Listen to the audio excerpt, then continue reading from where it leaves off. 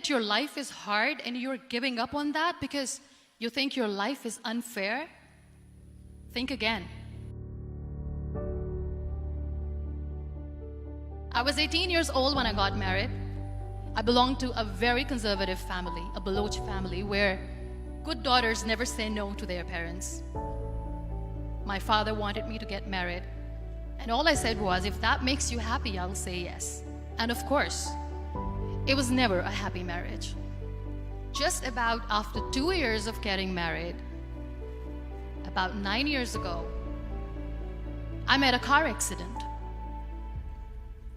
Somehow my husband fell asleep and the car fell in the ditch. He managed to jump out, saved himself. I'm happy for him. But I stayed inside the car and I sustained a lot of injuries. The list is a bit long, don't get scared. Radius ulna of my right arm were fractured. The wrist was fractured. Shoulder bone and collarbone were fractured. My whole rib cage got fractured.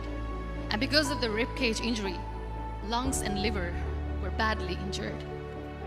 But that injury that changed me and my life completely as a person and my perception towards living my life was the spine injury. 3 vertebrae of my backbone were completely crushed and I got paralyzed for the rest of my life. Many people came to rescue. They gave me CPR. They dragged me out of the car. And while they were dragging me out, I got the complete transection of my spinal cord. Those 2.5 months in the hospital were dreadful. I was at the verge of despair. One day, doctor came to me and he said, well, I heard that you wanted to be an artist, but you ended up being a housewife. I have a bad news for you. You won't be able to paint again because your wrist and your arm are so deformed, you won't be able to hold a pen again. And I stayed quiet. Next day, doctor came to me and said, your spine injury is so bad, you won't be able to walk again. I took a deep breath and I said, it's all right. Next day, doctor came to me and said, because of your spine injury and the fixation that you have in your back, you won't be able to give birth to a child again. That day, I was devastated. I still remember, I asked my mother, why me? And that is where I started to question my existence. Why am I even alive? What's the point of living? I cannot walk, I cannot paint, fine, I cannot be a mother. And we have this thing in our heads, being women, that we are incomplete without having children. I am going to be an incomplete woman for the rest of my life. What's the point? And that is where I realized that the words have the power to heal the soul. My mother said to me, this too shall pass. God has a greater plan for you.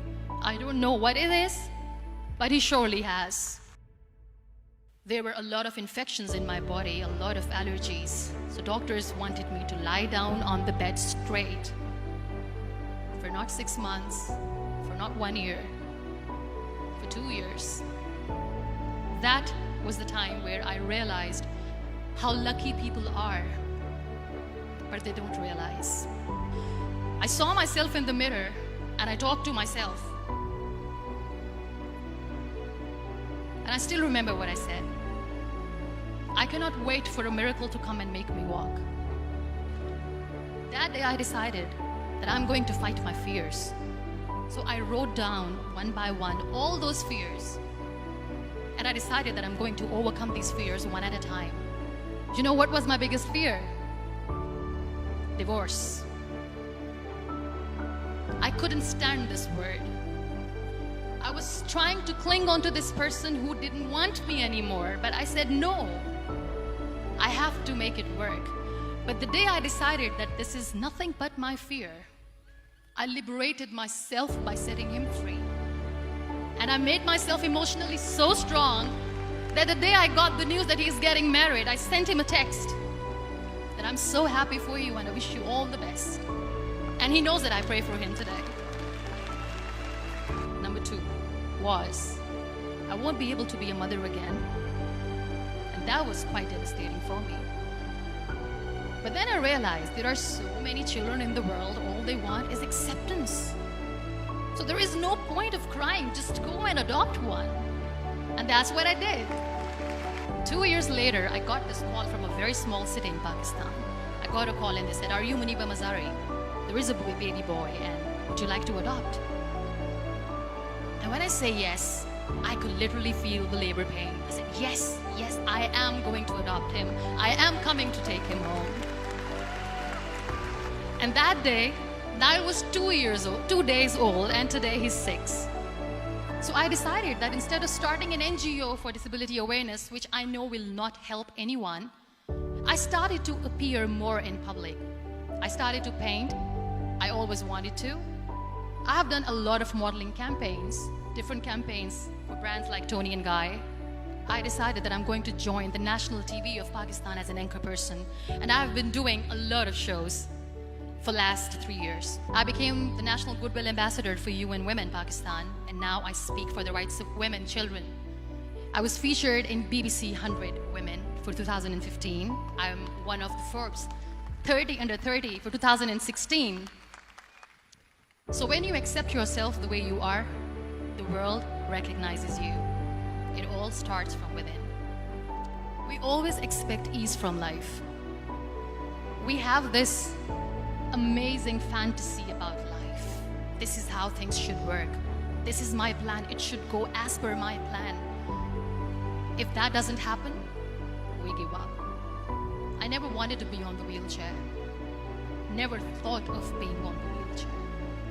This life is a test and a trial, and tests are trials are never supposed to be easy. So when you're expecting ease from life, and life gives you lemons, then you make the lemonade, and then do not blame life for that, because you were expecting ease from a trial. Trials make you a stronger, better person.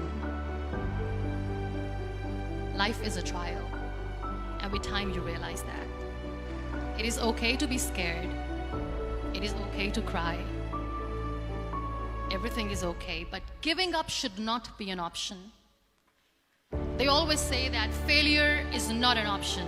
Failure should be an option, because when you fail, you get up, and then you fail, and then you get up, and that keeps you going. Nothing is perfect in this world. We all are perfectly imperfect, and that is perfectly all right. In all those imperfections, you have to listen to your heart. You don't have to look good for people. You don't have to be perfect just because other people want you to be perfect. There are so many people in the world who are dreaming to live a life that you are living right now. You have no idea. Embrace each and every breath that you are taking. Celebrate your life. Live it. Live your life fully. Accept yourself the way you are. Be kind to yourself. Real happiness lies in gratitude. So be grateful, be alive, and live every moment.